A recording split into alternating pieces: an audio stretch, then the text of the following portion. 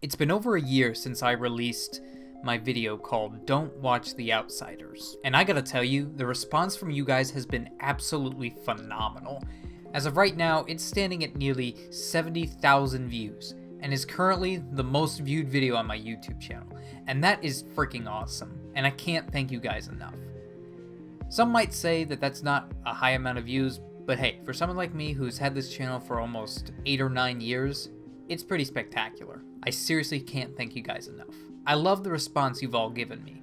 I get comments on this video almost every day, telling me that they've read the book and that they've seen the video, thanking me for warning them about which cut is bad and which one is good. I've even had some people in their 40s tell me that they saw the video and they remember reading the book, and that's awesome.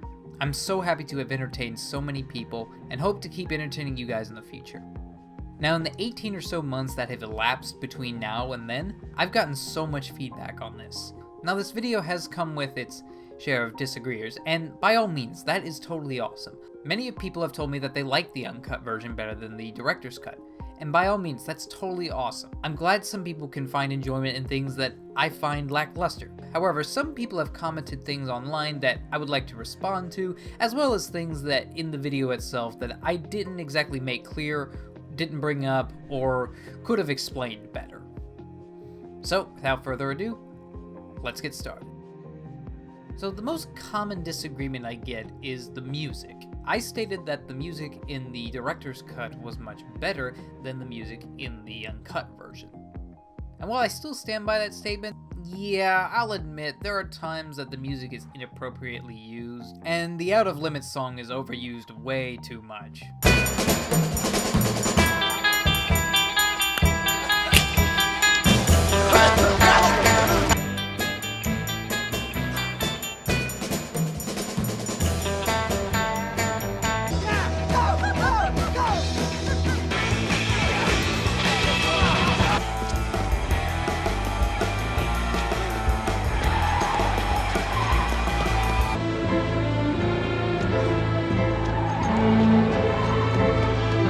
There are other various comments bringing up a few various points, but in order to not make this video a half-hour long, there's one comment in particular that I want to point out that actually inspired me to make this response video way back a year ago.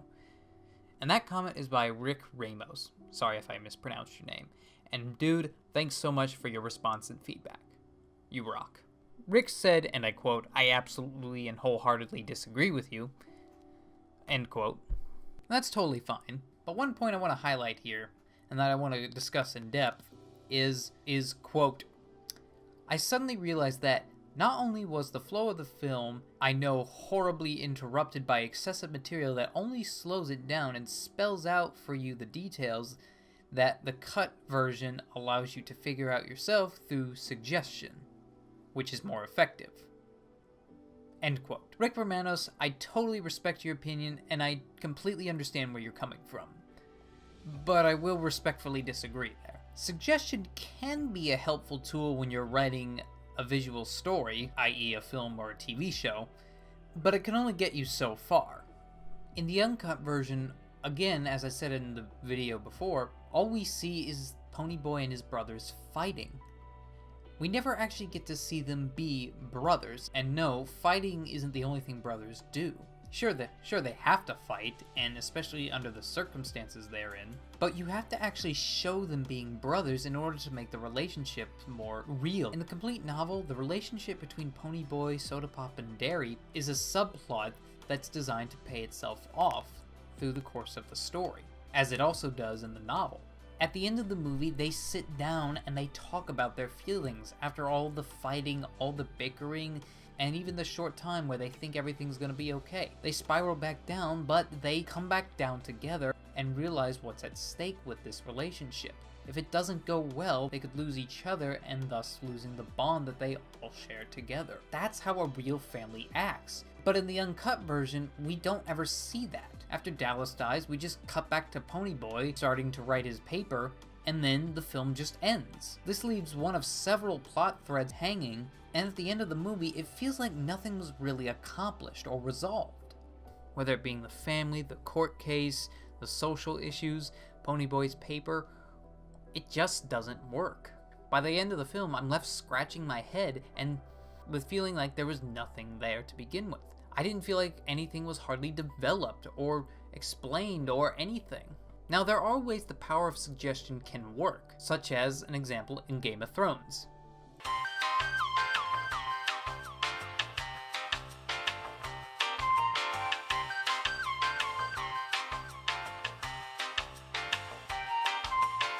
Particularly with Ned Stark and his son Robb. We didn't really get to see much of Ned and Robb together like we did Jon Snow or Arya, yet at the end of the first season, when we see Robb's reaction to Ned's death, it's still heartbreaking, because both Ned and Robb were fully developed characters. We spend a whole season with Ned as he's trying to thread his way through the Game of Thrones, and trying to solve the mystery as to why Jon Arryn was murdered. We relate and sympathize with him for how honorable he is, and in the end, we see the consequences of that honor.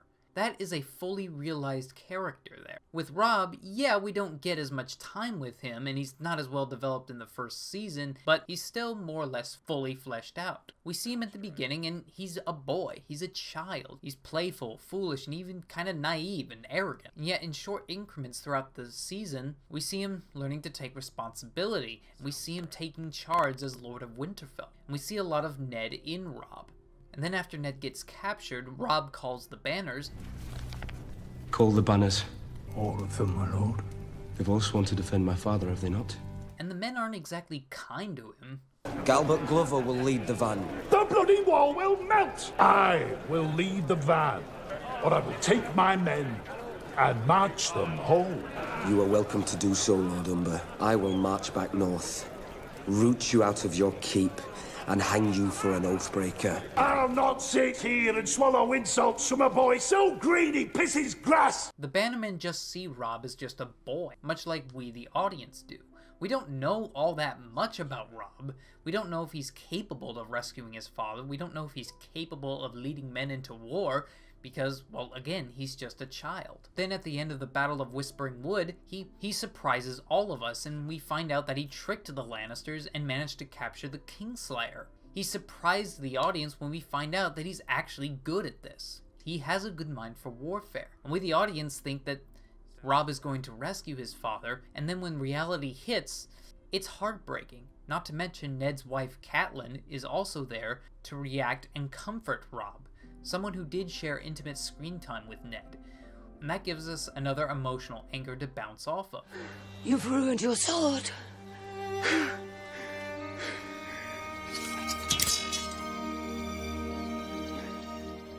Thus, it makes it all the more sad to see Robb emotional about his father's death. I'll kill them all. Bottom line, at the end of Season 1 of Game of Thrones, there were pretty much no emotional plot threads that were left hanging. The next time we see each other, we'll talk about your mother. I promise. Another great example of suggestion used very well is Back to the Future.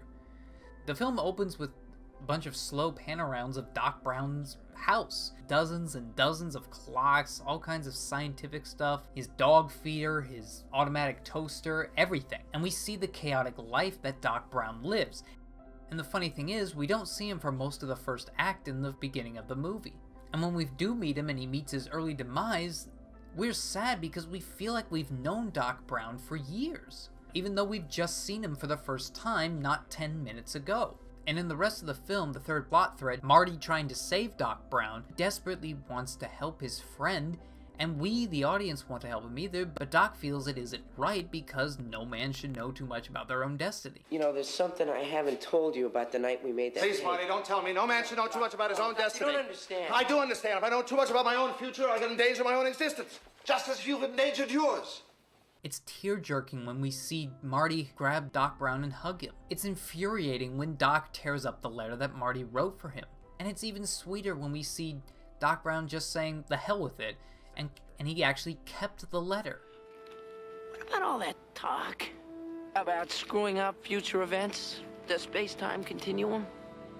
Well, I figured, what the hell? This resolves that emotional plot thread perfectly. But back to The Outsiders. As I said before, I feel like nothing is resolved by the end. And all we did was see Ponyboy and Derry aggressively fight, Soda Pup trying to calm things down. Ponyboy runs off. Later, after some traumatic events, they reunite, but the emotional weight to it leaves much to be desired. And then at the end, they have their fight, Dallas dies, and that's it. We don't get anything. There's no resolution like there is in the complete novel. Nothing is ever shown or told us in the uncut version that resolves, once again, this emotional plot thread. We're left unfulfilled.